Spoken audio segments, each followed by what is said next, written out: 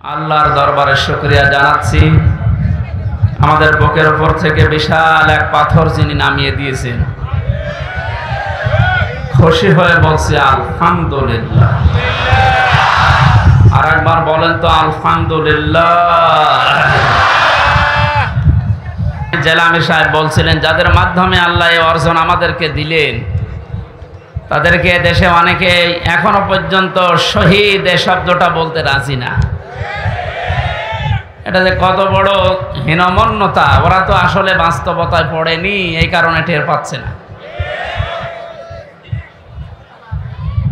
শহীদ এই শব্দটা যে কত দামি, এই শব্দ নিয়ে যারা আজ উল্টাপাল্টা ফতোয়া দিচ্ছেন তাদেরকে আহ্বান জানাচ্ছি। কোরআনে কারিমে আল্লাহ জানিয়েছেন যারা শহীদ হয় তারা মারা গেছে এ কথা বলা নিষেধ। মুখের উপরে আল্লাহ ৪৪ ধারা জারি করে দিয়েছেন, মুখের উপরে আল্লাহ পাক নোটিশ দিয়েছেন ওয়ালা তাকুলু লিমা ইয়াকতালু ফি সাবিলিল্লাহি আমওয়াত বাল আহইয়াউ ওয়ালাকিন লা তাশউরুন। সূরা বাকারার ১৫৪ নম্বর আয়াতে আছে আল্লাহ পাক বলেন মুখ দিয়ে কথা বলা যাবে না, বিশেষ করে যারা শহীদ হয়েছে, আমি আল্লাহর রাস্তায় জীবন দিয়েছে, এরা মারা গেছে এ কথা বলা নিষেধ। কে বলছেন বলেন তো? তাহলে যারা শহীদ হয় তারা মারা গেছে এ কথা বলা নিষেধ, মুখ দিয়ে কথা বলা যাবে না। যেহেতু মানুষ মুখ দিয়ে কথা বলে এজন্য আল্লাহ মুখের উপরে এই নোটিশ দিয়েছে। দ্বিতীয় নম্বরে কি, মানুষ হৃদয়ে কল্পনা আনতে পারে, ধারণা করতে পারে যে লোকটা মারা গেছে, আল্লাহ ধারণার উপরে নোটিশ দিয়েছে। ওয়ালা তাহসাবান্নাল্লাযীনা কুতিলু ফি সাবিলিল্লাহি আমওয়াতা বাল আহইয়াউ ইনদা রাব্বিহিম ইরযাকুন। সূরা আলে ইমরানের ১৬৯ নম্বর আয়াতে আছে আল্লাহ পাক বলেন ধারণাও করবি না, যারা শাহাদত বরণ করে এরা মারা গেছে এ ধারণাও করা যাবে না, বরং তারা জীবিত এবং এই মানুষগুলো আল্লাহর কাছ থেকে রিজিক পায়। জোরে বলেন সুবহানাল্লাহ। আমার ভাইরা,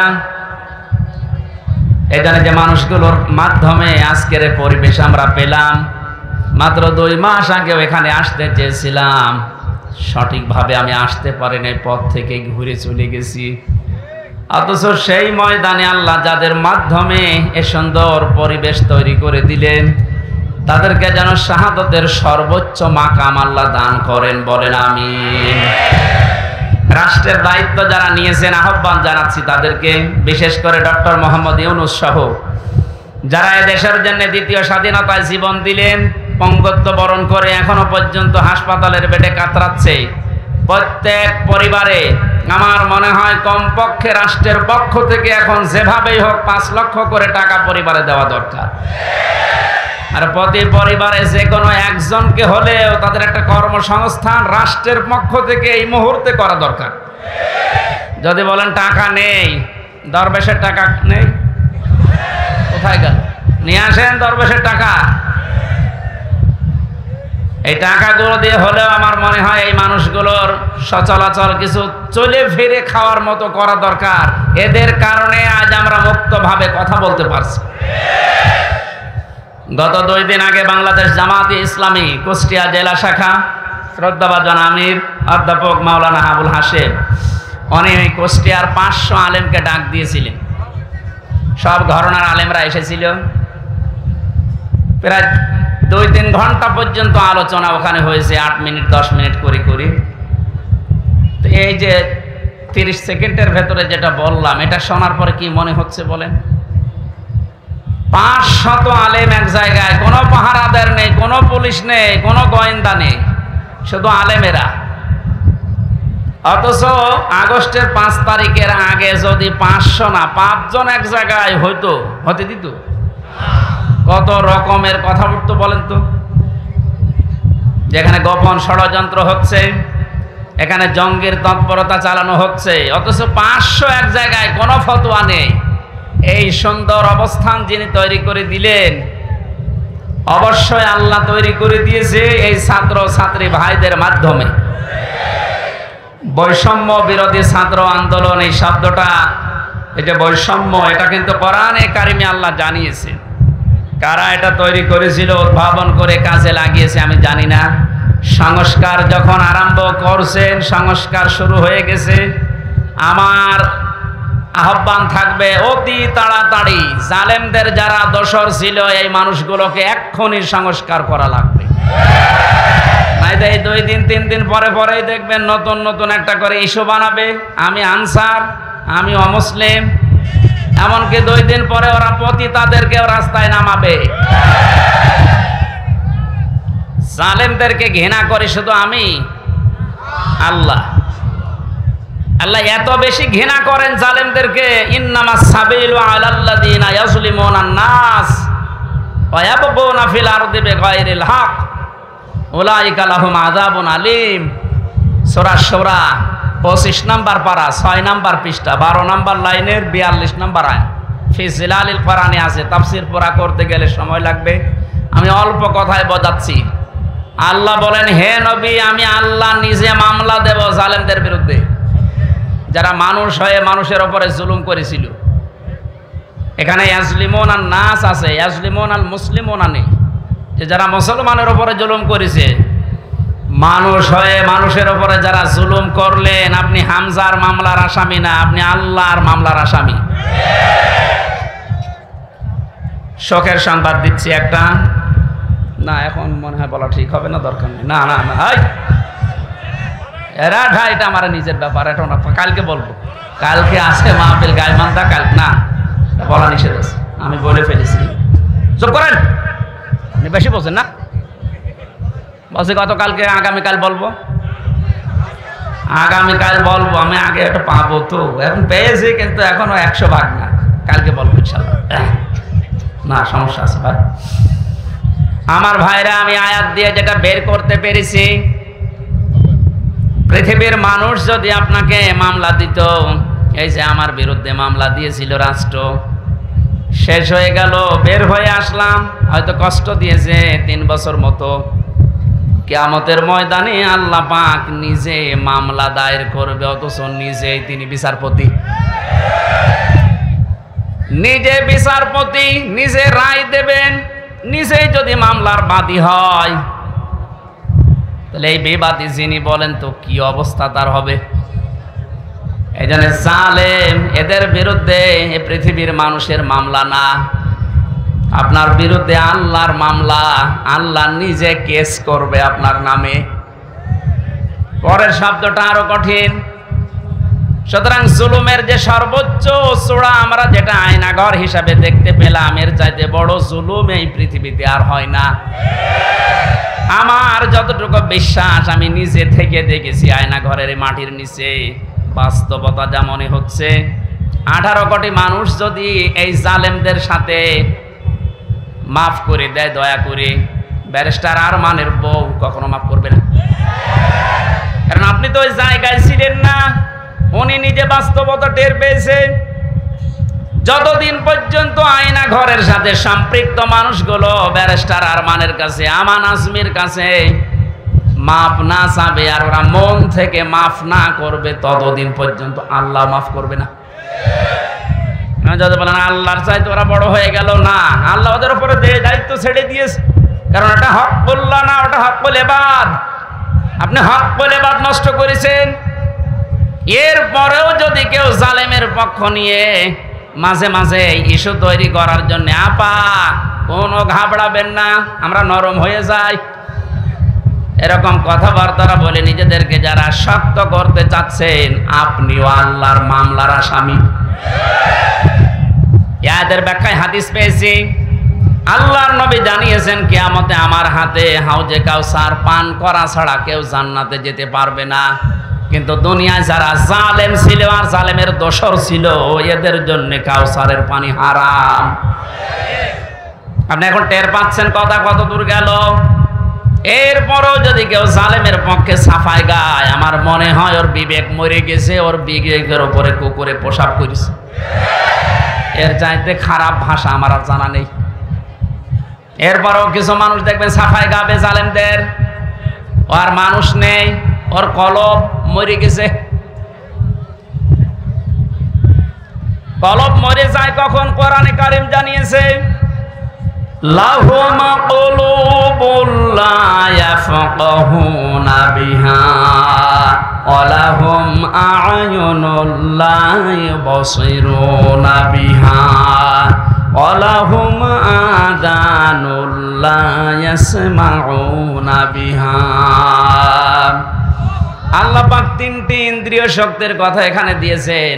যাদের কলব আছে কিন্তু চিন্তা নেই, যারা চোখ দিয়ে দেখার পরও না দেখার ভান করে থাকে, যারা কানা শোনার পরও না শোনার ভান করে থাকে, এই মানুষগুলোকে আমি আল্লাহ জাহান্নামে দেব, এই জন্যই বানিয়েছি। অথচ বাংলাদেশের দিকে তাকান, এই তিনটা ইন্দ্রিয় শক্তি কাজে লাগাচ্ছে না এরকম মানুষ বেশি। যদিও দিন পাল্টাচ্ছে, এখন অনেকে এখন এগুলো কাজে লাগাচ্ছে যে না আর কতদিন বোবা হয়ে থাকবো, বিবেকটা কাজে লাগানো দরকার। আমার সামনে 5 তারিখে 14 জন মানুষকে বিনা কারণে বিনা উস্কানিতে মেরেছে। বাংলাদেশ জামাত ইসলামের যিনি কেন্দ্রীয় আমির ডাক্তার শফিকুর রহমানকে ধন্যবাদ জানাচ্ছি। সাথে ছিলাম ওনার আমি 4 দিন মাত্র। লোকটার যে আচরণ, মুআমালাত, মুআশারাত, বিশেষ করে ওনার যে আমল, ওনার যে ঈমান এবং ভরসা আল্লাহর প্রতি, আমি যে কোরআন হাতে নিয়ে বলতে চাই, এই বাংলাদেশে যদি কেউ টাটকা জিন্দা আল্লাহর ওলি দেখতে চায়, ডাক্তার শফিকুর রহমানের দিকে তাকাবেন। কোনো সন্দেহ নেই উনি ওলি, নির্ভেজাল ওলি। অনেক ওলির ভেতরে তো ভেজাল আছে, ওনার সাথে বাস্তবে মিশে আমি যা দেখলাম ওইটা বলছি। আপনি সেজদা দিয়ে 2-3 মিনিট 5 মিনিট থাকেন,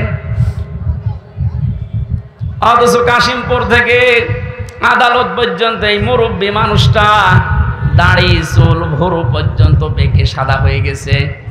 এই বৃদ্ধ যুবক প্রতিদিন 3-4টা করে হাজিরা দিয়ে এসে রাত 9টা-10টায় ঢুকতো কারাগারে।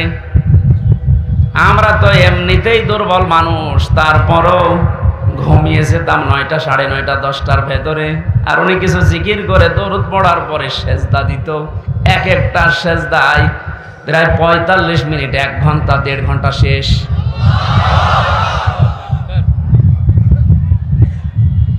উনি দেশের শহীদ পরিবারকে প্রত্যেককে 2 লক্ষ করে টাকা বাংলাদেশ জামাত ইসলামের পক্ষ থেকে দেওয়া আরম্ভ অলরেডি করেছে। রবিবারের দিন যাবে কুষ্টিয়াতে, 30 লক্ষ টাকা উনি বলেছে আপনারা এক জায়গায় করেন জেলা জামাতকে, যে আমি এগুলো যে এই পরিবারের 15 জন শহীদ দিয়ে আসবো 2 লাখ করে। এদেশের আরো তো অন্যান্য রাজনৈতিক দল আছেন, সবাই যদি আজ এগিয়ে আসতেন এবং যারা জুলুম করে টাকা পয়সাগুলো কামাই করেছে, এই টাকাগুলো যদি এখন সব ফিরিয়ে নিয়ে এসে এই মানুষগুলোকে দিতেন, স্বাধীনতার আসল সুখ পাওয়া যেত।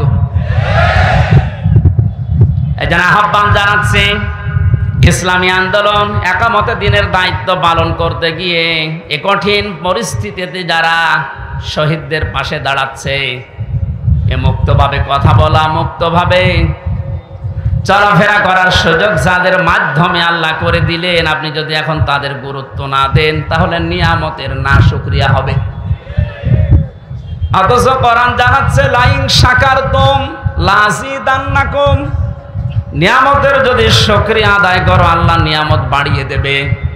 আর যদি নিয়ামতের গুরুত্ব না দাও, না শুকরি করো, কুফরি করো, আল্লাহ ওটা ছিনিয়ে নেবে, কঠিন বিপদের ভেতরে ফেলে দেবে। বলেন নাউজুবিল্লাহ।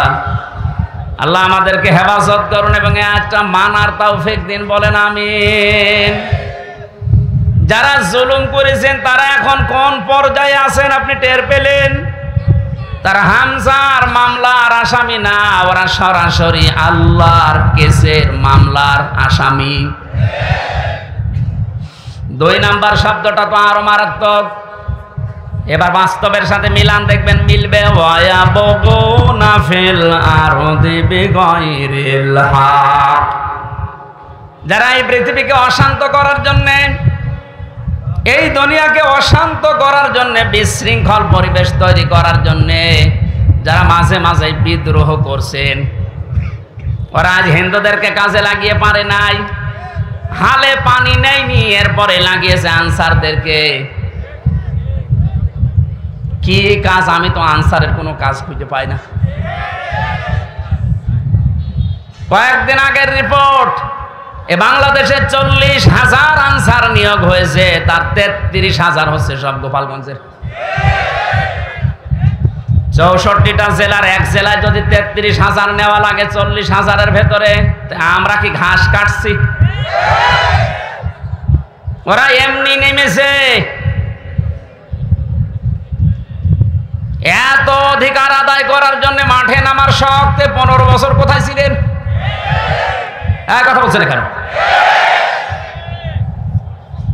দায়িত্বে যিনি এখন আছে ডক্টর মোহাম্মদ ইউনূসকে আমরা আহ্বান জানাবো, পুলিশ ছাড়া যদি 5 তারিখের পর থেকে আজকের দিন পর্যন্ত চলতে পারে, আনসার ছাড়াও এদের চলবে, কোনো দরকার নেই। ওইটা দিয়ে যখন কাজ হচ্ছে না, ওরা কিন্তু সামনে আর একটা জিনিস নিয়ে আসতেছে, ডাক্তারদেরকে। যে ডাক্তাররা, ডাক্তার নামে শুধু ছিল নাম, এই মানুষগুলোকে এখন সামনে নিয়ে আসার চেষ্টায় আছে। এইটাও হালে পানি, জানার পানি আসবে না, কারণ দেশের ছাত্র সমাজ এখনো ঘুমিয়ে যায়নি। এরপরও দেখবেন যখন হবে না, তখন ওরা গার্মেন্টসের মানুষগুলোকে কাজে লাগাবে, কারণ ওদের কাছ থেকে গোপন কথাগুলো আমরা আগেই জেনে ফেলছি। আচ্ছা, গোপনে গোপনে উপর থেকে সাহস পায় যে আপা ঘাবড়াবেন না, আপনি ঘাবড়ালে আমরা নরম হয়ে যাই। এরকম বহু আছে, সব আগে থেকে বলে যায় যে সামনে ডাক্তারদের নামাবে রাস্তায়, এরপরে গার্মেন্টস শ্রমিকদেরকে। এটাও যদি না হয়, দরকার হয় গোয়ালন্দ ঘাটের প্রতি তাদেরকে নামাবে। যারা এদের সাহায্য করার জন্য, এই বিশৃঙ্খল পরিবেশ তৈরি করার জন্য যারা বিদ্রোহ করছেন, আপনিও আল্লাহর মামলার আসামি। এটা তো আমি বানালাম। সূরা সূরার 25 নম্বর পারার 42 নম্বর আয়াত, এটা আমি আয়াত পারা পৃষ্ঠা সব বলে দিচ্ছি। এরপরও কারো অবিশ্বাস হলে আপনি কোরআন শরীফ নিয়ে তাফসীর এখানে নিয়ে আসেন, আমি দেখিয়ে দিচ্ছি। আপনি নিজেও পড়াশোনা করবেন না, আবার হামজা বলবে, আপনি মানবেনও না। আপনি কি হয়েছেন কি? এখন কি 5 তারিখের আগে বাংলাদেশ এখন আছে? এখন 29 তারিখ, আপনি টের পাচ্ছেন? আবেগে লাফাবেন না। আহ্বান জানাচ্ছি, যখন সংস্কার আরম্ভ হয়েছে এই দেশে, আমার মনে হয় যাদের কারণে এই দেশের সবচাইতে বড় বড় জুলুমগুলো সংগঠিত হয়েছিল, তাদের নামের তালিকা করে এলাকা এলাকায় চার্ট টাঙিয়ে দেওয়া দরকার। চার দোকান থেকে শুরু করে সব জায়গায় ওদের নামের তালিকা টাঙিয়ে দিন। ভবিষ্যতে কোনো জালেম যেন এই দেশে আর মাথা উঁচু করে দাঁড়াতে না পারে, কারণ ওরা আসবে আবার ফিরে। কয়েকটার অবস্থা দেখে মনে হচ্ছে জালেমরা ফিরবে না, না, ওরা কিন্তু জাতে মাতাল। তাহলে ঠিক, আজকে একজন বক্তব্য দিয়েছে এক জালেমে যে আমরা জাতে মাতাল, তাহলে ঠিক আছে। এই জন্য জয়পুরহাট এবং নওগাঁবাসী আপনাদেরকে আমি আহ্বান জানাচ্ছি, আমি রাজনৈতিকভাবে একটা দলের সাপোর্ট করি, ভালোবাসি, সাহায্য করি, কিন্তু এখানে কথা বলার জন্য আমি রাজনৈতিক পরিচয় নিয়ে আসিনি, আমি দাওয়াত নিয়ে এসেছি। কোরআনে কারিমের সঠিকটা আমি তুলে ধরবো, আপনাকে মেনে নেওয়া লাগবে। আর যদি বলেন না ভুল হচ্ছে, তাহলে আপনি নিয়ে এসে বসিয়ে রাখবেন, রাখেন। তো সঠিক যদি বলি ওইটা মানা লাগবে। এই যে বৈষম্য, কোরআনে কারিমে আল্লাহ কোনো বৈষম্য রাখেননি, রেখেছেন যে সকালে এক কথা বললেন, বিকালে আবার এক কথা, এরকম কথা কোরআনে আছে? নেই। যে কোথায় পেলি? নেই, কোথায় আছে? সূরা নিসা 5 নম্বর পারার 10 নম্বর পৃষ্ঠার 3 নম্বর লাইনের 82 নম্বর আয়াত, আফালা ইয়াতাদাব্বারুনাল কুরআন ওয়ালাউ কানা মিন ইনদি গায়রিল্লাহি লাওয়াজাদু ফীহি ইখতিলাফান কাসীরা। আল্লাহ পাক বলেন, কি হয়েছে তোদের? কেন আমার কোরআন নিয়ে চিন্তা ভাবনা করিস না? আমি আল্লাহ কোরআনে যত বক্তব্য দিয়েছি পারস্পরিক বিরোধী কোনো বক্তব্য কোরআনে কারিমে নেই। এটা যে আমি আল্লাহর কালাম, এটা তার এক নাম্বার পরিচয়। জোরে বলেন সুবহানাল্লাহ। বৈষম্য বিরোধী ছাত্র আন্দোলনে যারা নেতৃত্ব দিয়েছে, আমি 500-র উপরে নাম পেয়েছি। যতগুলো মানুষের কথা শুনছি, প্রত্যেকেই চায় যে বৈষম্য যা আছে সব যেন দূর হয়ে যায়। কথা বলেন না কেন? ওরা কোরআনে কারিমের এই আয়াতটা এর বাংলা অর্থও যদি জেনে থাকে, কালকে যে গণজনের বক্তব্য শুনেছি, ওরা চায় এই দেশে কোনো বিষয়ে যেন বৈষম্য আর না থাকে। আমরাও এইটাই চাই। কোরআন ও কারিমে আল্লাহ এইটাই দিয়েছেন। দূর হওয়া যখন আরম্ভ হয়েছে, যাদের দ্বারা বদনাম হয়ে গেল এ দেশটার, যাদের দ্বারা প্রশাসনের বদনাম হয়ে গেল, যাদের দ্বারা বিচার ব্যবস্থার বদনাম হয়ে গেল, একটাকেও যেন ছাড় দেওয়া না হয়। কারণ জালেমকে ছাড় দেওয়া মানে মাজলুমের উপরে জুলুম করা। রিমান্ডে যারা আল্লাহর পর্যন্ত ভুল ধরেছিল দেখেছিলাম, অথচ নামে মুসলমান। বিচার ব্যবস্থায় যারা উল্টা পাল্টা ইসলামের নামে বক্তব্য দিত, ওই চেয়ারে বসে বসে আমার সামনে একটাকে ধরেছে, বিসি আলাদা করে ফেলেছে। ওনাকে কাঠ গড়ায় দাঁড়িয়েও বলছে যে মারবেন মারেন, তাই বলে আমার বিসি খেয়ে নেবেন।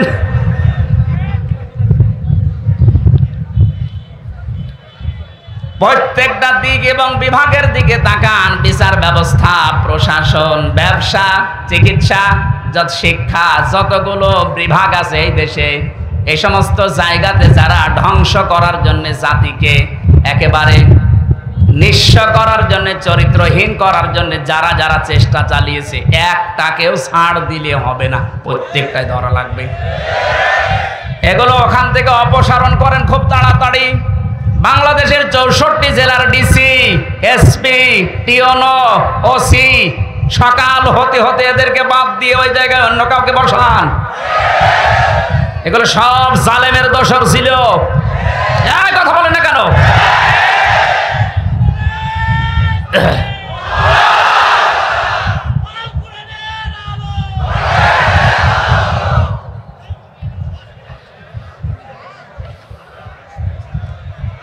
নওগাঁবাসী, আমি যে কথা বলার জন্য পর্যন্ত এসেছিলাম, শহীদদের ব্যাপারে কেউ যেন মুখ খুলবেন না, উল্টা পাল্টা ধারণাও করবেন না। এটা কোরআন দিয়ে আল্লাহ নিষেধ করে দিয়েছেন 1500 বছর আগে। যারা এগুলো করছেন এখনো পর্যন্ত আপনি ঘরের ভেতরে আছেন, আপনিও থামেন। যদি ওই লোকটা রফিক, কয়েকদিন আগে লোকটা মা পৌঁছেছে যে আমার ভুল হয়ে গেছে, আমি কেমন যেন বলে ফেলেছিলাম। মুক্তিযোদ্ধা মুক্তিযোদ্ধা এ নাম নিয়ে, এ আবেগ নিয়ে খেলা করার জন্য যে মানুষগুলো এতদিন পর্যন্ত জাতিকে উল্টা পাল্টা বুঝিয়েছে, এ শব্দ দিয়ে এখন আর জাতিকে বোঝানো সম্ভব না। কারণ পাকিস্তানেরাও বলছে আমি কে তুমি কে, ওরা রাজাকার। বাংলাদেশ বলছে কেন? কারণ আমরা তো বলেছি রাজাকার। আহ্বান জানাবো, এরকম উল্টা পাল্টা ধারণা মুখ দিয়ে তো কথা বলবেনও না, করবেনও না। সুতরাং যারা এনে দিলেন আল্লাহ এই আবাবিল পাখির মতো, আল্লাহ রাব্বুল আলামিন এদের পরিবার এবং যারা অসুস্থ হয়ে এখনো পর্যন্ত প্রায় 750-র উপরে এখন হাসপাতালে, আমার কুষ্টিয়াতে এখন প্রায় 23 জন হাসপাতালে পড়ে আছে। আল্লাহ এদেরকে শেফায়ে কামেলা আজেলা নসিব করুন, বলেন আমিন। দরুদ আর সালাম পাঠ করছে আমাদের নবী, যাকে আল্লাহ নাম ধরে ডাক দিয়েছেন। কোরআন শরীফের ভেতরে বিশ্ব নবীকে আল্লাহ ডাক দিয়েছেন 56 বার। মেন নাম আমি পেয়েছি নবীজির 7টা। কয়টা? আপনি ঘুমাচ্ছেন? আমি এমনি বলছি না, এই কথার একটা শিক্ষা আছে এই জন্যে। কারণ এই আরেকটা ষড়যন্ত্র শুরু হচ্ছে কিছু মানুষের দ্বারা, আমি ওইটা যেন নিরসন হয় এই কারণে এই শব্দটা বলছি। এদিকে তাকান,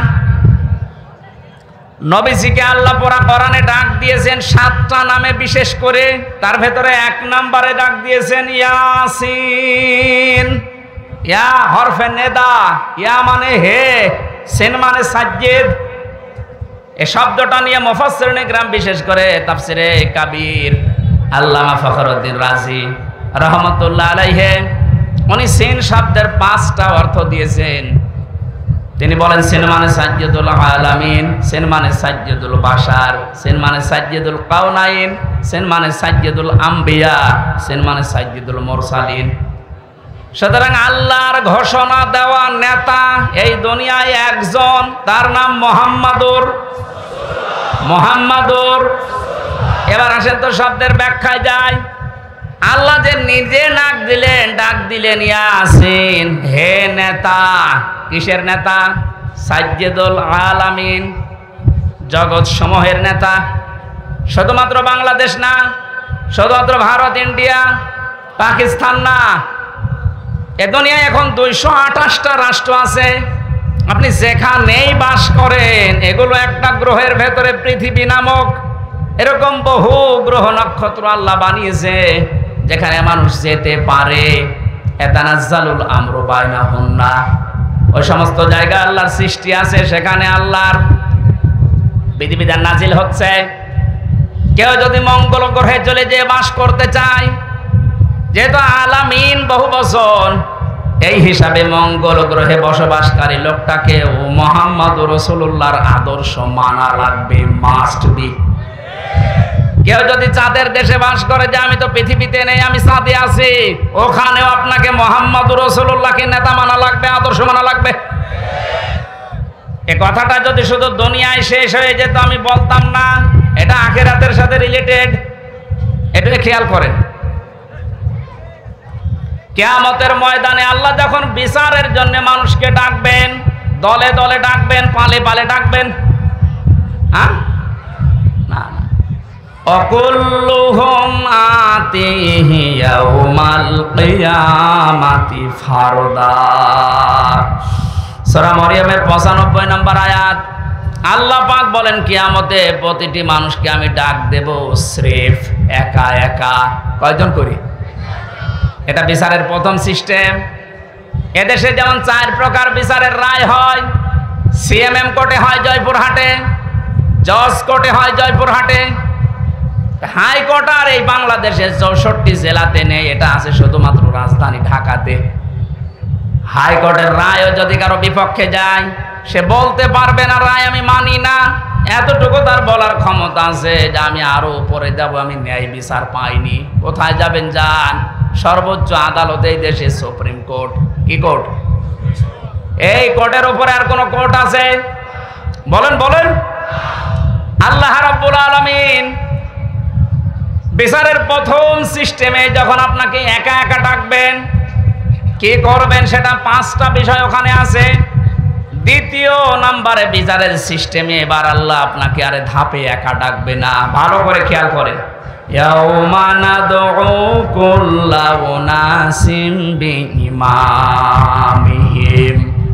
সূরা বানী ইসরাঈল 15 নম্বর পারা 8 নম্বর পৃষ্ঠা 3 নম্বর লাইনের 72 নম্বর আয়াতের প্রথম অংশে আছে।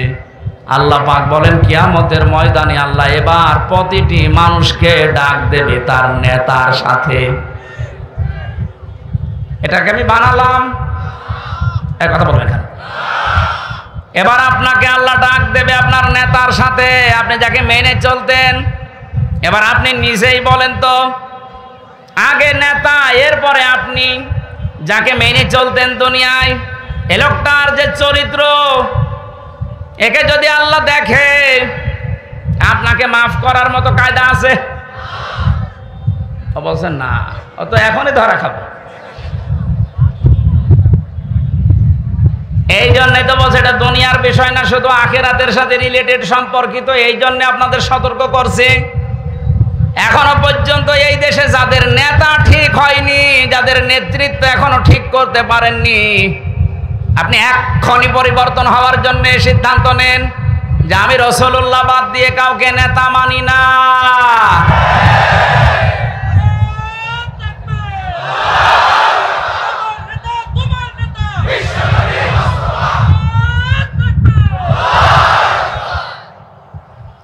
এখন যদি বলেন রাসূলুল্লাহ তো নেই, তাহলে নেতা কি আর মানবো না?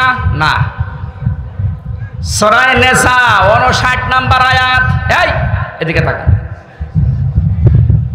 ইয়া আইয়ুহাল্লাযীনা আমানু আতিউল্লাহ ওয়া আতিউর রাসূল ওয়া উলিল আমরি মিনকুম।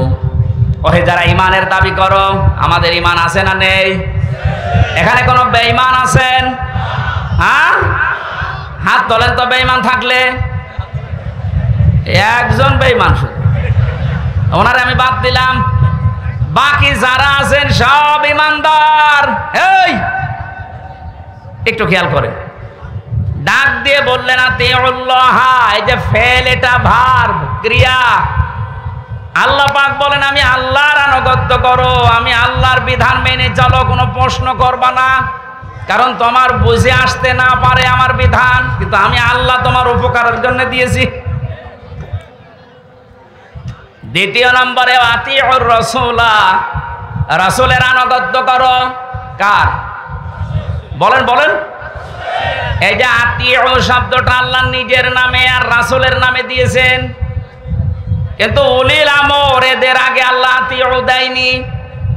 আমি যত তাফসীর মিলিয়েছি, মুফাসসিরিন ইকরাম সবাই একমত, আল্লাহ রাসূলের আইন মানা লাগবে, আল্লাহ রাসূলের আনুগত্য করা লাগবে, কোনো প্রশ্ন করা যাবে না।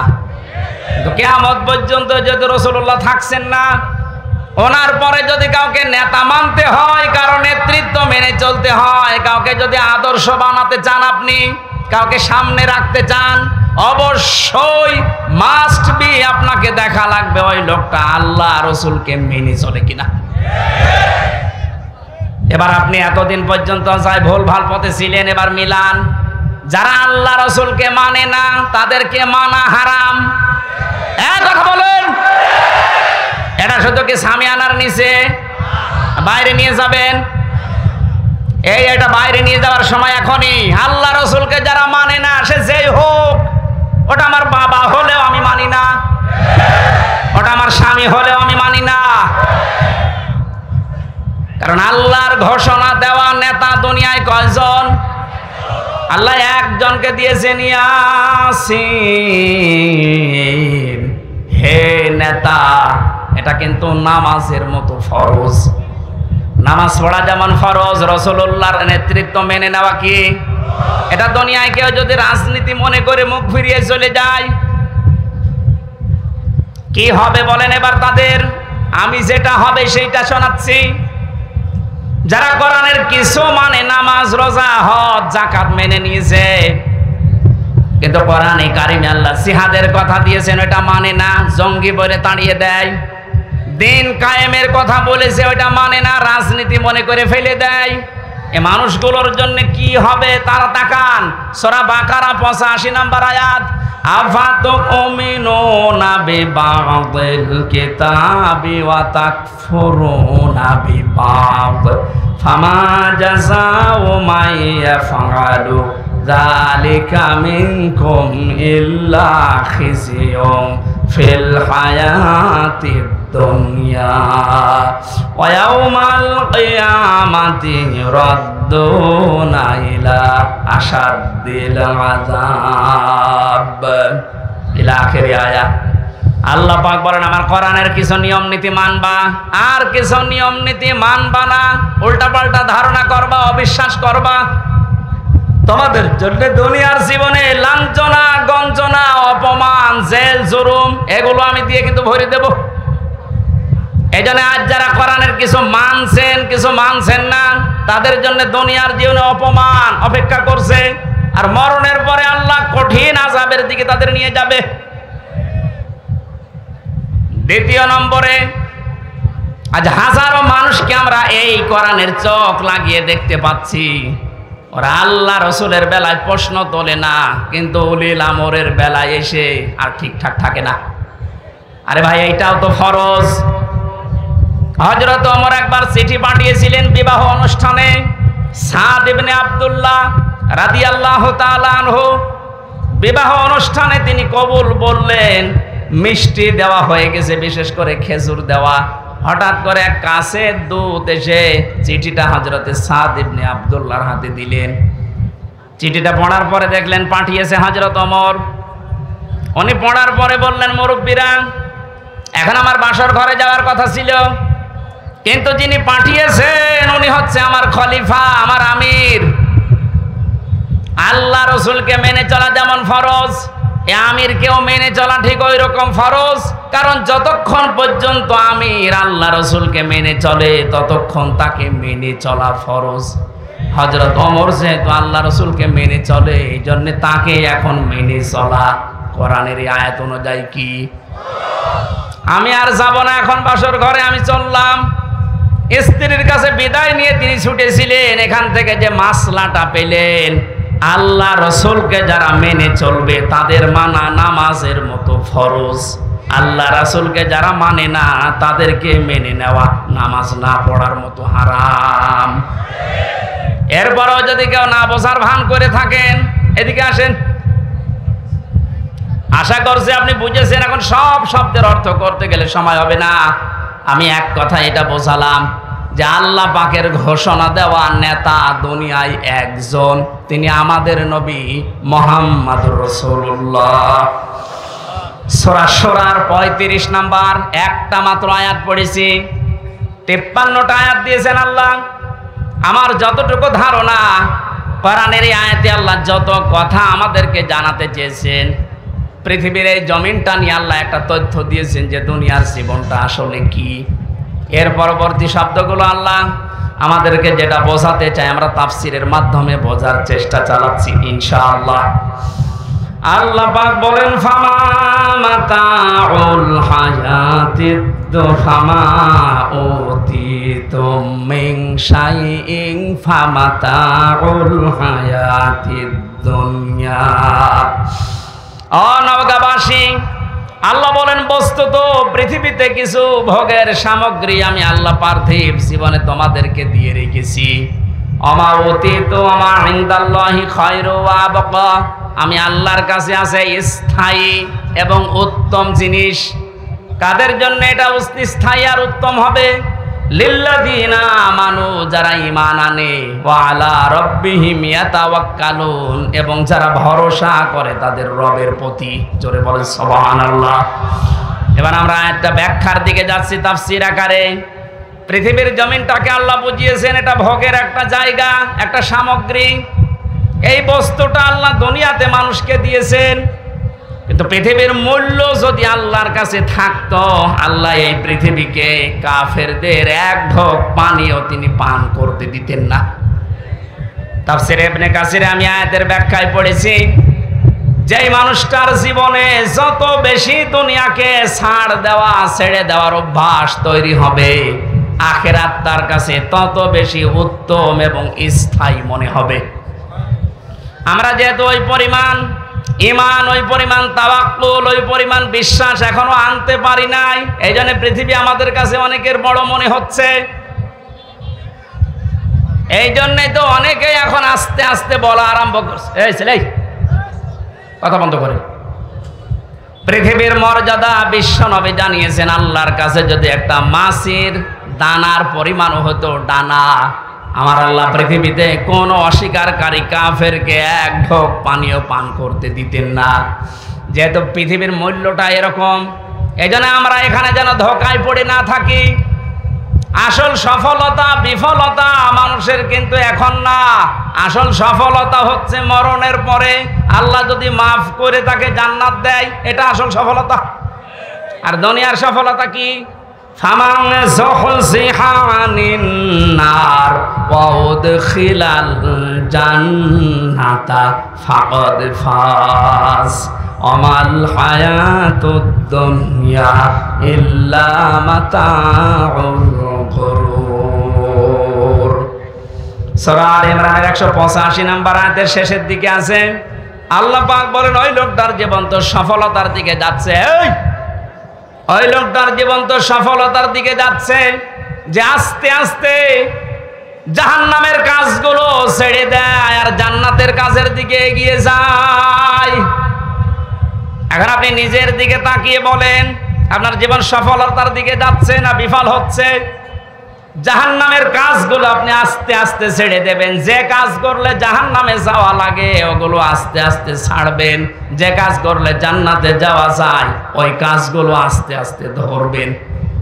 আল্লাহ শেষের দিকে জানিয়েছেন, পৃথিবীর মানুষেরা দুনিয়ার জীবনটা কিন্তু খেলতামাশা, ধোঁকা ছাড়া কিচ্ছু না। যাদের জন্য যাই করছো এগুলো সব ধোঁকা।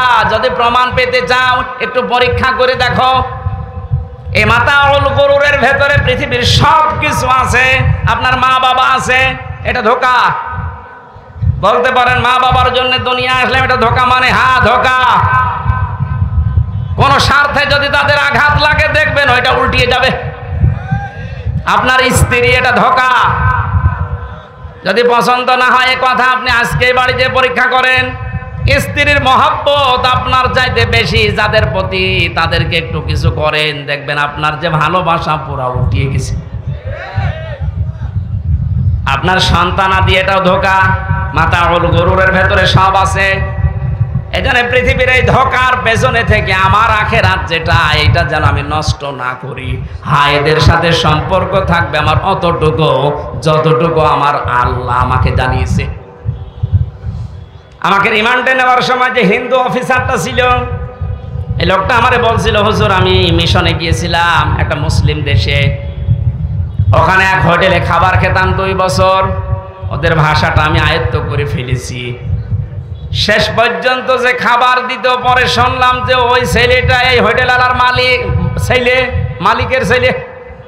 ওনাকে একদিন প্রশ্নই করলাম যে আপনি এত বড় হোটেলের মালিক, প্রতিদিন টাকা হাজার হাজার টাকা আপনি গুনতেছেন, আর ছেলেটাকে বানিয়ে দিয়েছেন হোটেলের বয়। ও পানি নিয়ে এসে দেয়, তরকারি নিয়ে এসে দেয়। একটা কথা হলো, ওই লোকটা ওর ভাষা দিয়ে ওই হিন্দুকে বুঝিয়েছে যে আপনি কি, কোথায় বাড়ি এবং কি কোন ধর্মের লোক আমি জানি না, তবে আমরা কোরআনে কারিমের যে বিষয়গুলো বুঝেছি, সূরা তাগাবনের 14 নম্বর 15 নম্বর আয়াতটাকে নাকি পড়ে শুনিয়েছিল। কোরআনে কারিমে আল্লাহ জানিয়েছেন, ইয়া আইয়ুহাল্লাযীনা আমানু ইন্না মিন আজওয়াজিকুম ওয়া আওলাদিকুম আদুওয়াল লাকুম ফাহদারুহুম ইলা আখিরি আয়াত। ও হে যারা ঈমানের দাবি করো, ভালোভাবে সাবধান হও। তোমাদের স্ত্রী, তোমাদের সন্তানাদি, মাল, এগুলো কিন্তু মাঝে মাঝে তোমাদের শত্রু হয়ে দাঁড়াবে। এদের ব্যাপারে সতর্ক থাকো। আমার এই সন্তানটা জন্ম দেওয়া, একে দিনের শিক্ষা দেওয়া, এর একটা সুন্দর অর্থবোধক নাম রাখা, এর একটা সৎ পাত্রী দেখে পাত্রস্থ করা, এবং এই ছেলেটার একটা কর্মজীবন যায় সেটা তৈরি করে দেওয়া, এই 4টা দায়িত্ব রাসূলুল্লাহ আমাকে দিয়েছে। আমার এই ছেলেটার প্রতি আমি 4টাই পালন করেছি। হবার পরে একটা সুন্দর অর্থবোধক নাম দিয়েছি ওরে। দিন মানতে যতটুকু লাগে ওই পরিমাণ জ্ঞান ও শিক্ষা অর্জন করেছে। 3 নম্বর একটা জায়গা দেখে আমি জায়েজ জায়গা দেখে বিবাহ সাধু দিয়েছি। 4 নম্বরে ওর একটা হালাল কর্মজীবন দরকার ছিল, যেহেতু আমার ওই পরিমাণ সেরকম ক্যাপাসিটি নেই, এই জন্যে আমি আমার নিজের জায়গা ওকে হালাল পয়সা উপার্জন করার একটা মাধ্যম তৈরি করে দিয়েছি। আমার এই ছেলেকে আমি অবৈধ চেয়ারে বসাবো, এই জন্য আমার টাকা পয়সা খরচ করে ওই চেয়ারে বসিয়ে আমি তো আমার আখিরাত নষ্ট করতে পারি না। ওরা কোরআনে কারিমকে যেভাবে বুঝেছে, আমল করেছে, আমাদের দেশে আমরা যদি সবাই এইভাবে চিন্তা ভাবনা করতাম, আমাদের দেশটাও পরিচ্ছন্ন হয়ে যেত।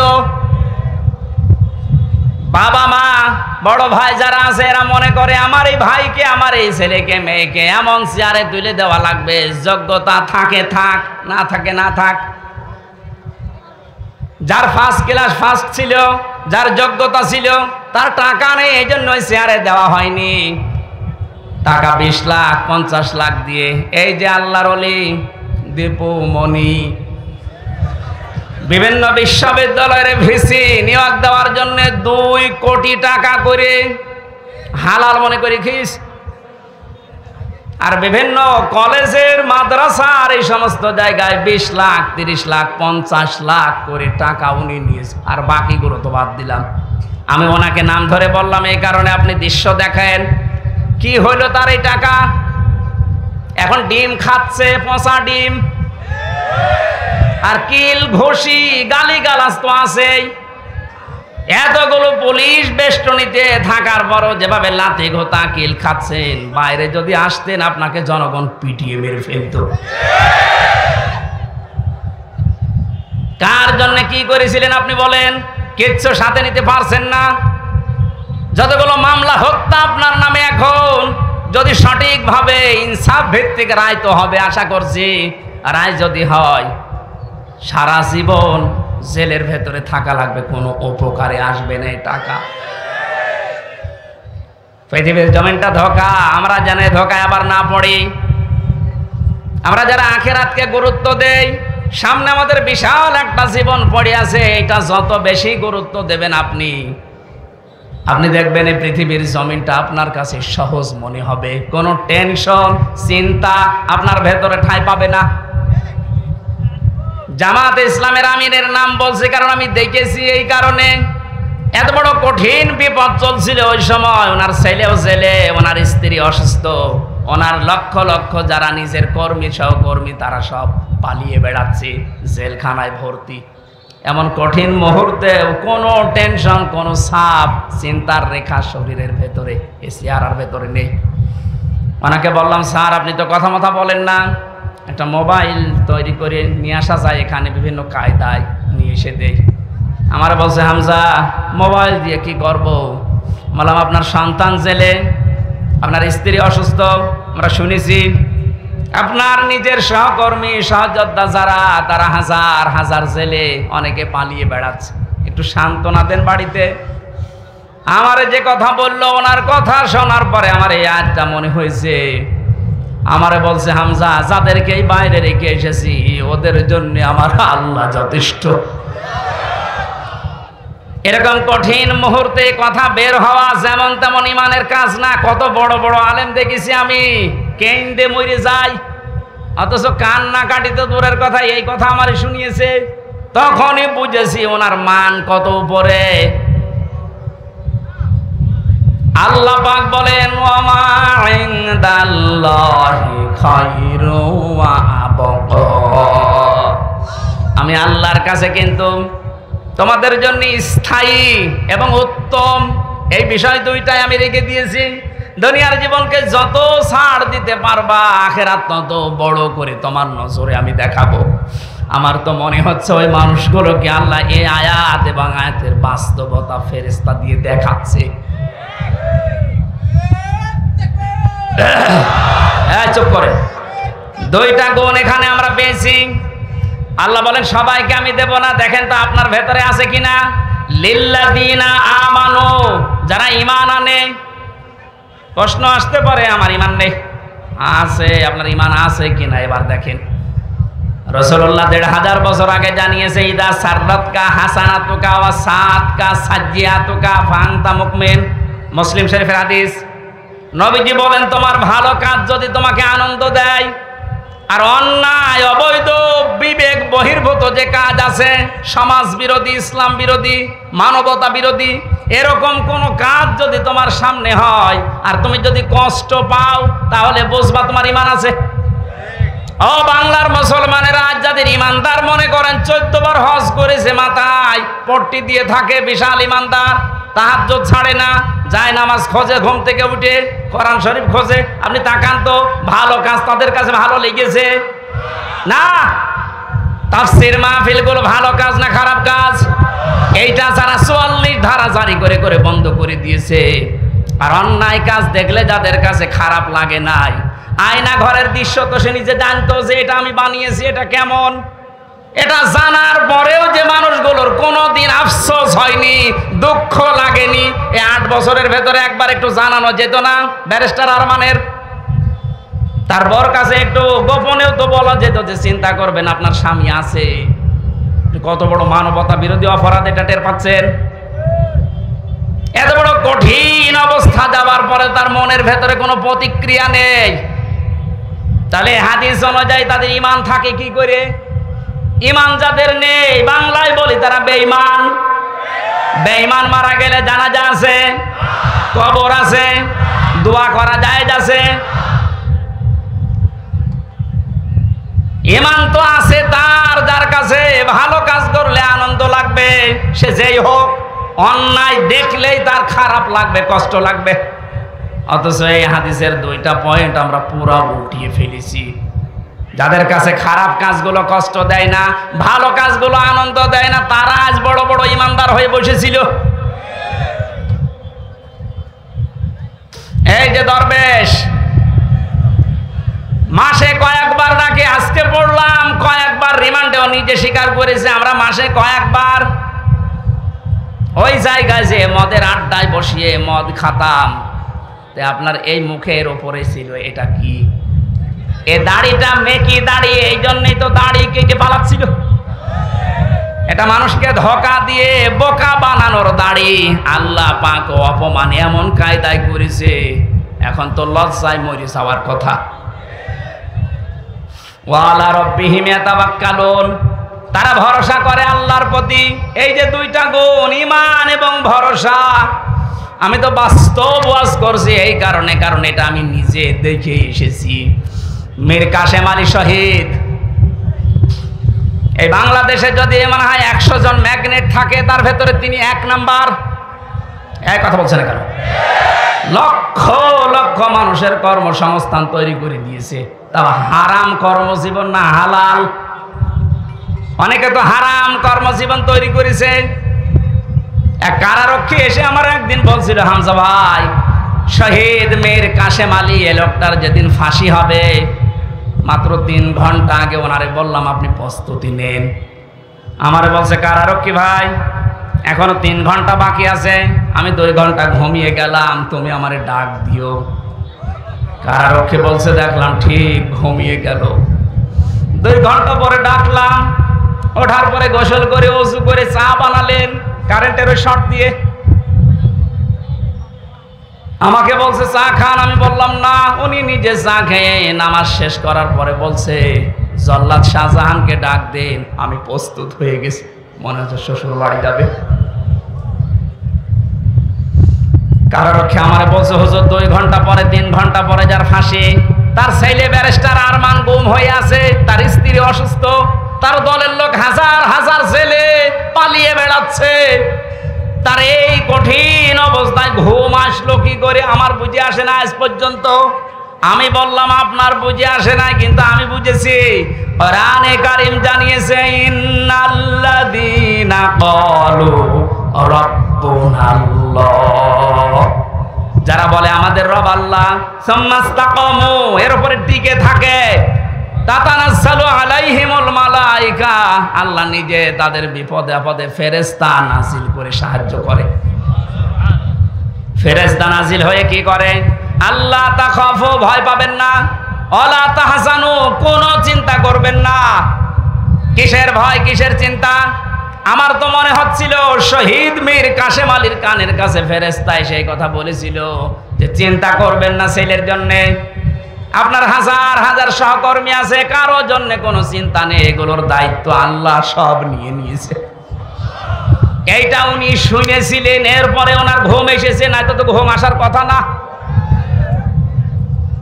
আপনি চিন্তা করতে পারেন যে 3 ঘন্টা পরে ফাঁসি, তার 2 ঘন্টা ঘুম আসলো কি করে? আমার 3 বছরের ভেতরে যে কত ঘুমের বড়ি লেগেছে আমি নিজেও জানি না। তাও তো আমার আশা ছিল যে আমি তো যাবো তো 5 বছর 10 বছর পরে। আর ওনার কি অবস্থা?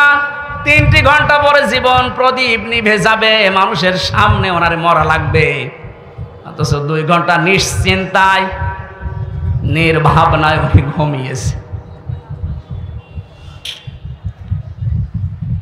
কত বড় ভরসা থাকলে আল্লাহর উপরে, কত বড় তাওয়াক্কুল থাকলে এই অবস্থার সৃষ্টি হয়। আহ্বান জানাচ্ছি, এরকম জীবন গঠন করেন। আল্লাহ পাক বলেন, ওয়ালা তাহিনু ওয়ালা তাহজানু, আল্লাহ তাখাফু ওয়ালা তাহজানু ওয়া আনতুমুল, আল্লাহ তাখাফু ওয়ালা তাহজানু আল্লাতী কুনতুম তুআদুন। ফেরেশতারা ওই সময় এসে বিপদে বলে, ভয় পাবেন না, চিন্তা করবেন না, সবগুলোর দায়িত্ব তো আল্লাহ নিয়েছেই।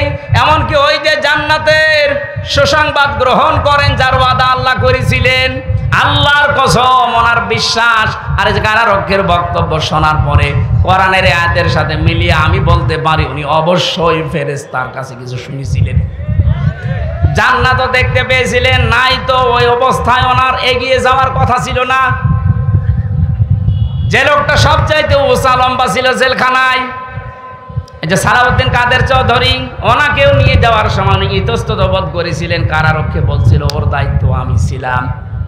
মরার জন্য তো কেউ রাজি হয় না, কিন্তু সেই কয়েকজনের নাম আমি বলছি, মানুষগুলো আগে থেকে রেডি হয়ে নতুন জামা কাপড় পরে মনে হয় রেডি যে শ্বশুর বাড়ি যাবে। এখন ওরা যদি কিছু না দেখবে, কেন এই মানুষগুলো তাড়াতাড়ি ময়দানে মঞ্চে যেতে রাজি বলেন? এজন্য দুনিয়াকে যত তুচ্ছ মনে করবেন, ছাড় দেবেন, ছেড়ে দেওয়ার চেষ্টা চালাবেন, আখেরাত আপনার কাছে আল্লাহ বড় করে দেখাবে। আপনার ঈমানটা আল্লাহ মজবুত করে দেবে, ভরসা আল্লাহর প্রতি বেড়ে যাবে। আয়াতে যে শিক্ষাটা আল্লাহ আমাদেরকে দিতে চেয়েছেন যে দুনিয়া ছাড়ো, আখেরাত ধরো, আল্লাহ আমাকে সহ যারা এসেছি মেনে চলার তৌফিক দিন, বলেন আমিন।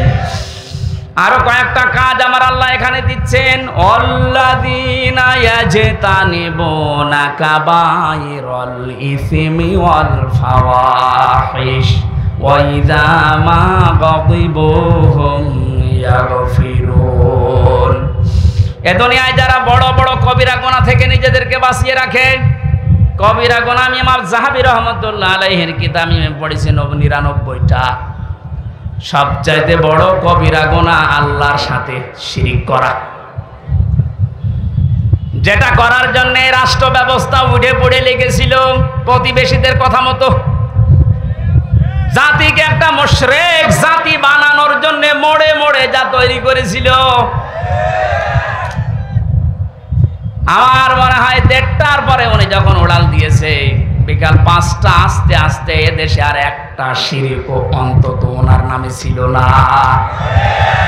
আমার কুষ্টিয়ায় যেটা ছিল, বিকাল 5টা আস্তে আস্তে মাটির সাথে তো মিশিয়েছে, আবার কেউ কেউ যে মুখের উপরে ওইটা দিয়ে প্রসাব করিস। কি করলেন আপনি? এই যে কোটি কোটি টাকা খরচ করে একটা মানুষের জিকির করে একটা মানুষকে প্রতিষ্ঠা করার জন্য চেষ্টা চালালেন, কিন্তু আল্লাহ তো এটা চায় না। আল্লাহ চায় যে সব জায়গায় আল্লাহর জিকির হোক। কথা বলেন না কেন? এটাকে আমি বানালাম। আল্লাহ যে চায় তার জিকির সব সময় উপরে থাক। ওয়া কালিমাতুল্লাহি হিয়াল উলিয়া, আল্লাহ পাক চায় যে সব জায়গায় তার নাম উপরে থাকবে। এই জন্যই তো এত অপমান, এত অপদস্থ, এত লাঞ্ছনা। এখান থেকে যদি শিক্ষা না নিয়ে আগামীতে যারা আসবে, তারা যদি আবার ওই জায়গায় আল্লাহর নাম না দিয়ে বিভিন্ন মানুষকে ওই জায়গায় তুলেন, সময় আসবে আপনাকেও আল্লাহ ওই রকম অপমান করবে। এই জন্য আপনি আশা করছি আপনারা শিক্ষা নেবেন যারাই আসেন। একটা মানুষের আলোচনা বাংলাদেশে যত বেশি হয়, আল্লাহর আলোচনা, আল্লাহর জিকির যদি ওই পরিমাণ আমরা করতে পারতাম, এই 15-16 বছরে আমরা সবাই আল্লাহর ওলি হয়ে যেতাম। কবিরা গুনাহ যেগুলো আছে একটা একটা করে বেঁচে থাকা লাগবে জীবন সফল করার জন্যে। 2 নম্বরে যারা অশ্লীল কাজ থেকে নিজেদেরকে বাঁচিয়ে রাখে। অশ্লীল কাজ কি? এ মোবাইল যাদের আছে, সবার সামনে দেখলে যেটা লজ্জা পান আর গোপনে দেখলে যেটা আনন্দ পান, এই মুহূর্তে ওইটা ডিলিট করা লাগবে। এটা ফাওয়াহিশের ভেতরে অন্তর্ভুক্ত।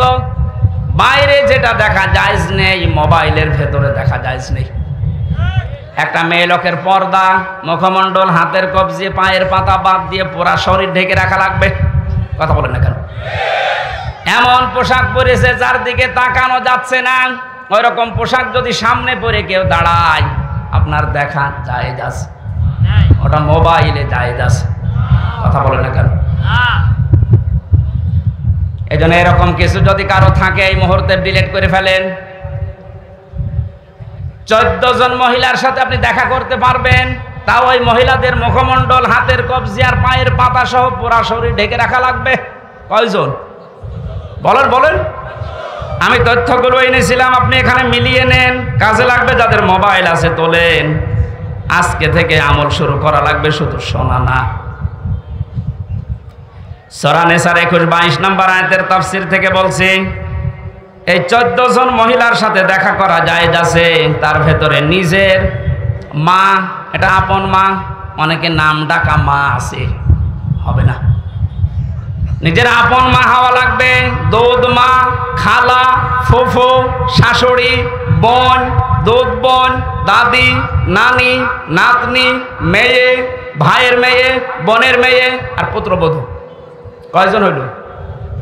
এই 14 জনের ভেতরে একজনের নাম বাদ গেছে, বলেন তো কে? হ্যাঁ, স্ত্রী। স্ত্রীর সামনে কোনো পর্দা নেই।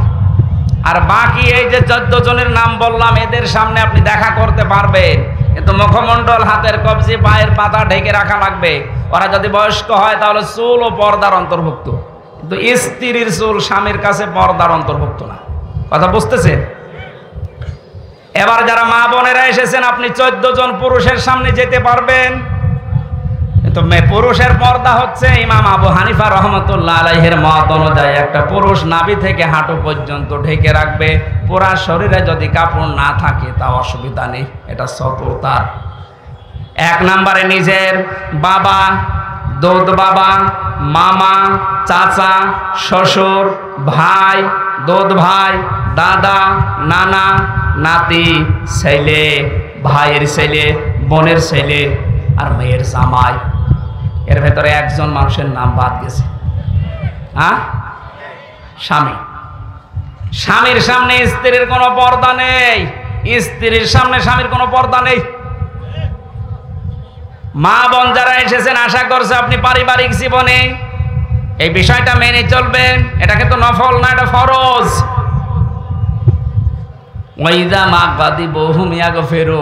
আল্লাহ বলেন, ওদের যখন রাগ হয় ওই মানুষগুলো কঠিন মুহূর্তেও মাফ করে দেয়। এটা চূড়ান্ত পর্যায়ে আজ দেখেছেন বাংলাদেশ জামাত ইসলামের আমির। তাছাড়া কেউ দেখাতে পারছে না, অনেকে লুটপাট আরম্ভ করেছে, প্রতিশোধের উপরে প্রতিশোধ নিচ্ছে, কিন্তু এই লোকটাও তো প্রতিশোধ নিতে পারতো। এক কথা বলছে না কেন?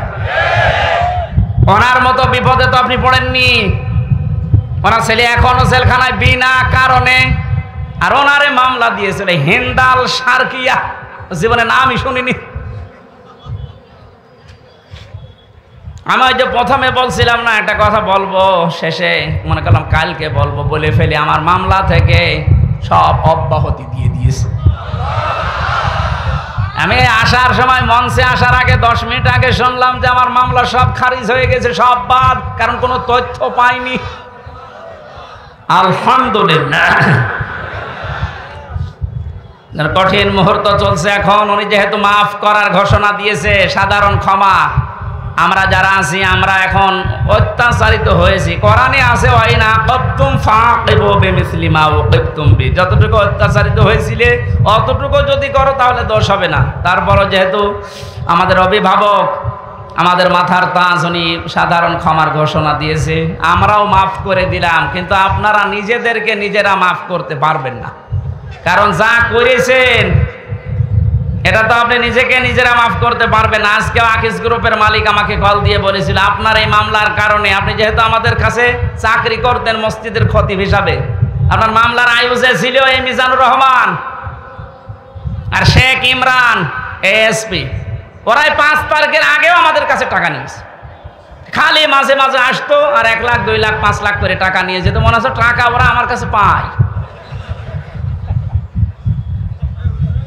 এই মিডিয়ার ভাইরা যারা এসেছেন, আপনাদেরকে আমি 2-1টা কথা, খুব গুরুত্বপূর্ণ কথা বলছি। 1 নম্বরে, এই আজকের এই মাগরিবের আগ পর্যন্ত বিভিন্ন জায়গা থেকে একটা নাম্বারে, আমি জেল থেকে বের হওয়ার পর থেকে টাকা নেওয়া আরম্ভ করেছি। বলছে হুজুর অসুস্থ, অথবা হুজুরের ডেট খালি আছে, এ মাসে এরকম 10টা আছে, অথবা উনি ত্রাণ দিতে যাবে, একটা টাকা পাঠান, এই সমস্ত কথা বলে 10-20। আজ নওগাঁ এই ধামরহাটের এক লোক আজকে দেখা করলো, ওর কাছে 35,000 টাকা নিয়েছে। আমি নাম্বারটা বলছি, একটু মিলিয়ে দেখবেন। এই রকম নাম্বারে যদি সারা দেশে এটা ছড়িয়ে দেবেন। এই লোকটার নাম রানা দাস, হিন্দু, এ বাড়ি কুমিল্লা মুরাদনগরে। আমি জিডি করেছিলাম কুষ্টিয়া থানায়, কিন্তু থানায় তো উড়ে গেছি, থানার নেই। এরপরে ডিজিএফআই এর প্রধান যিনি এখন দায়িত্বে আছে, উনি আজকে কথা বললো, আমি ওনারে নাম্বারটা দেবো। আপনাদেরকে সতর্ক হওয়ার জন্য বলছি এই নাম্বারে। এখন যদি আবার আজকেও নাকি একজনের কাছে, আমি নিজে কল দিয়েছিলাম একবার, আমারে বলছে টাকা পাঠান। টাকা পাঠান মানে বলছে আমি আমির হামজা বলছি। আরে শয়তান, এই নাম্বারটা একটু লিখে নেন তো, আর ছড়িয়ে দেবেন। যাদের ফেসবুক আছে বেশি ফলোয়ার তারা ছড়িয়ে দেবেন। 01834 049716। আমি আবার বলছি 01834 049716। এ হোয়াটসঅ্যাপে কথা বলে, সরাসরি কথা বলতে চাই না। আমার ভিডিও কিভাবে কাটছাট করে কম্পিউটারের মাধ্যমে মানুষকে দেখায় যে এই যে হুজুর কথা বলছে, টাকা পাঠান। আর মানুষ আবেগে পাগল, 10, 20, 30, 40 হাজার পাঠাতে আছে। ও মনে হয় 8-10 লাখ টাকা এইভাবেই খেয়েছে, আরো বেশি হবে। আমার কাছে যদি টাকা চাইতে পারে বলেন ও কার কাছে চাইবে? সুতরাং এটা আজকে কাটছাট করে 1.5-2 মিনিটে আপনি ছড়িয়ে দেন, আপনার উপকার হবে, জাতীয় বাঁচবে। আমি মাইকের সামনে বলছি ভাই, আমি টাকা পয়সা কোনোদিন কাউকে বলি না কে কি টাকা দেয়, কারণ আমার অধিকাংশ টাকা আমি একামতে দিনের জন্যই খরচ করি। সুতরাং এটা যেহেতু আমার বাবাকে মাকে দেওয়া লাগে না, সেই হিসাব আমার টাকার দরকার নেই। আমার বাবার যা আছে, আমার যা আছে, আমার চলার মতো আছে। আমি যেন একামতে দিনের এই দায়িত্বটা নিজের ফরজ দায়িত্ব মনে পালন করতে পারি, এইটার জন্য আপনারা সাহায্য করুন। কাউকে একটা টাকাও দেবেন না আমার নামে, 1 টাকা না। যদি আমার বাবাও এসে বলে না টাকা দেওয়া নিষেধ, টাকা দিতে চাইলে সরাসরি আমার হাতে দিই, আর আমি টাকা নিই না। সবাই জানে বাংলাদেশে আমি ওইভাবে টাকা আগে থেকে কারো কাছে নেই না। মাহফিল করার পরে আপনি যা দেবেন পকেটে নিয়ে চলে যায়, না দিলে অসুবিধা নেই। তাই বলে আবার ঠকাই, মানে গাড়িটা তো ভাড়াটা তো দেবেন। ঠিক আছে ভাই, এটা ছড়িয়ে দেন, কেন জাতির উপকার হবে। না তো এই সিটার, এই যে কত বড় সিটার, বহু সিটারি করে খাচ্ছে। আল্লাহ পাক আমাদেরকে যে 2টা আয়াতের যতটুকুই বলেছে আমি সহ সারা আসলাম আমল করার তৌফিক দিন। আমিন, আল্লাহুম্মা আমিন। লা ইলাহা ইল্লা আনতা সুবহানাকা ইন্নী কুনতু মিনাজ জালিমিন। এই মোনাজাতটা বসে করেন, বসেন বসেন বসেন। আমি মুসাফির অবস্থায় আছি, মোনাজাতটা বসে করেন।